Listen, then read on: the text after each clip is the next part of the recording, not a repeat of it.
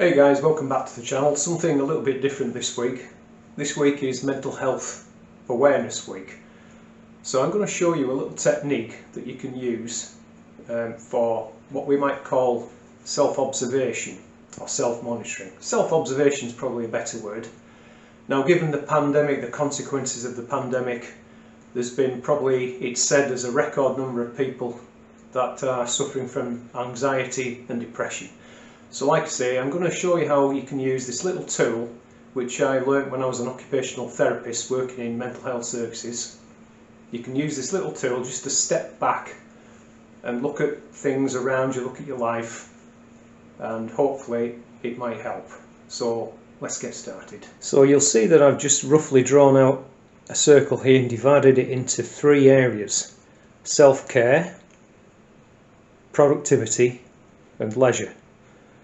So from an occupational therapy standpoint, all human beings, they believe that all humans need to have a balance between leisure activities, those activities we might call productive, and activities that are intended to take care of the self.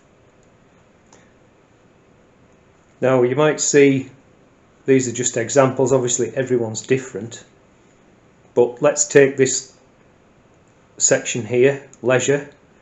So things like socialising, going to the cinema, going out walking, reading a book, going on holiday, watching the TV, it could be anything. These are just examples. So that might make up some of the activities in this aspect of leisure. So if we take the next one, productivity, this might mean your job, paid work, paid employment. It might mean voluntary work, volunteering for things.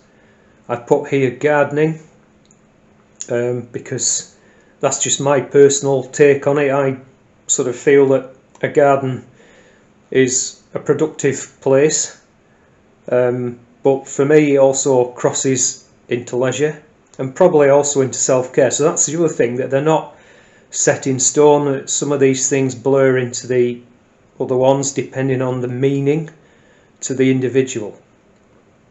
So then if we move over here to self-care, so again I've just examples. I put down things like getting a good night's sleep, having a good diet, looking after your nutrition, personal hygiene, bathing, things like that. But again, self-care might mean just time out watching a movie, reading a book, whatever. Okay, so when you do this, obviously whatever examples you put in will apply to your life context, the meaning and the purpose of what you do, why you're doing it, what value do you draw from it, what aims, what goals do you have.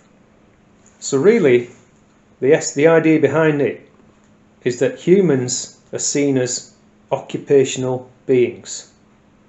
So there's an essential need for us to be, inverted commas, occupied, to be doing something. But we don't want to be doing something just for any old reason.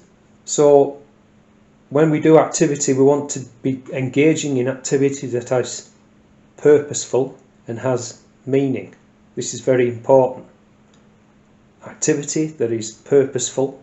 So we're doing it for a specific reason or reasons, and it has meaning to us. And we need to have a balance in these areas, as I've just said before. When we come out of balance, so the term occupational imbalance, this can occur when we find ourselves spending too much time in one area and not enough in the others.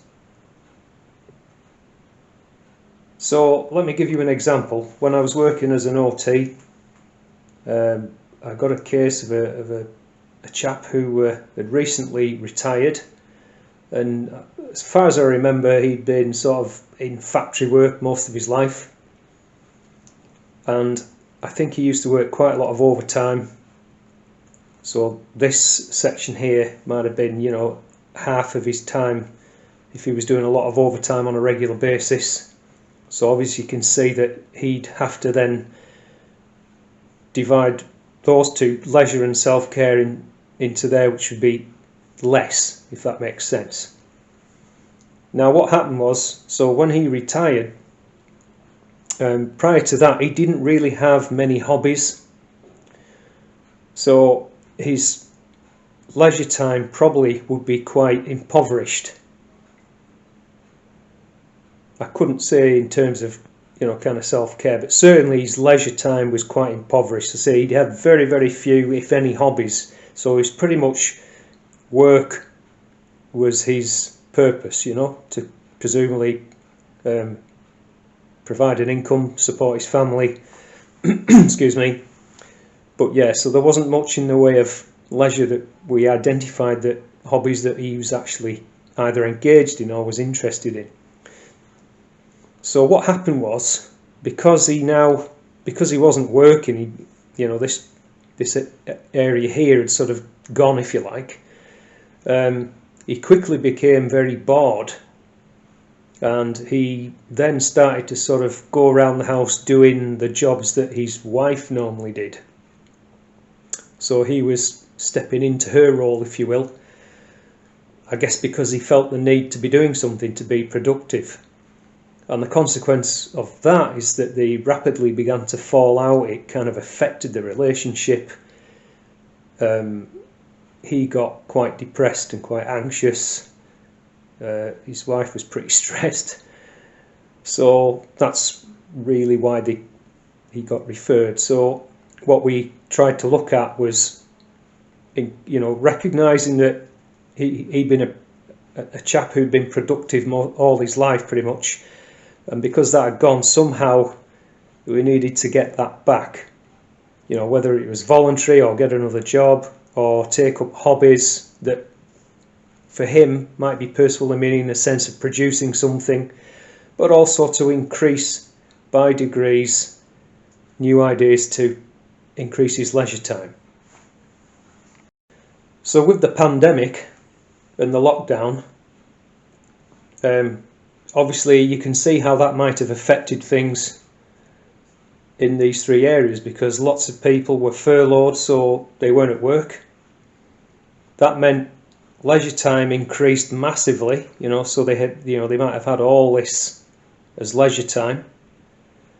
And I know that a lot of people have been saying that while it might have been quite nice at the start, after a while it gets boring, you know, you no longer a reason to get up, a purpose to get what gets us out of bed in the morning, what goals do we have, what aims that pull us forward through the day, through the week, through the month, through the year. And so people can, you know, maybe start sleeping too much, their diet starts to deteriorate, you know, they're not looking after the personal hygiene, etc., etc. I'm not saying that's everyone. Obviously some people might have taken advantage and increased the range of leisure activities. They might have found new things like gardening. You know, a lot of people have been getting allotments and things. So it's just a way of, so all you need to do then, if you feel that maybe you're spending too much time in one of these areas, maybe you're getting bored because there's not enough for you to do in a productive sense, or you feel like you've got too much work on, you're working too many hours and you're not getting enough time to spend with your family, with your friends, socialising, whatever, or just time out on your own. Or maybe, you know, as I say, you've been neglecting things from this self-care point of view, your sleep, nutrition, diet, etc., exercise, all those things that generally will help you to maintain good mental health. It's really important that you step back and try and identify where the problem is. So this is just a little tool, as I say, to help you. So just draw out those three areas, then take a while to think about where you are and ask yourself, you know, am I in balance? Is my life, does it feel like I have a good balance between these three areas or not? And if not, you can use this then to identify which part you need to work on, to develop, to regain that balance. So just before New Year 2020, I did another little video entitled How to Do a Life Wheel. It looked something similar to this, but it was different.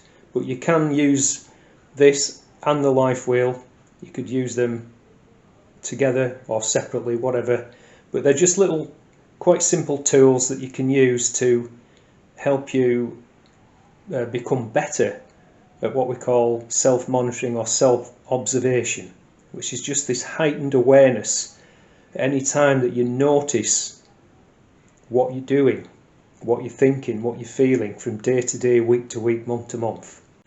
Hey, so I hope that little video was helpful to you. Let me know, drop me a comment down below if you found it helpful, and I'll also put a card up somewhere over here that will take you to the other video that I mentioned about how to do a life wheel. So we'll leave it there. Thank you very much for watching. I do hope that was helpful, and don't forget, if you have found it helpful, smash that thumbs up button, the like button, and consider subscribing to the channel if you're not already subscribed, and we'll see you in the next one.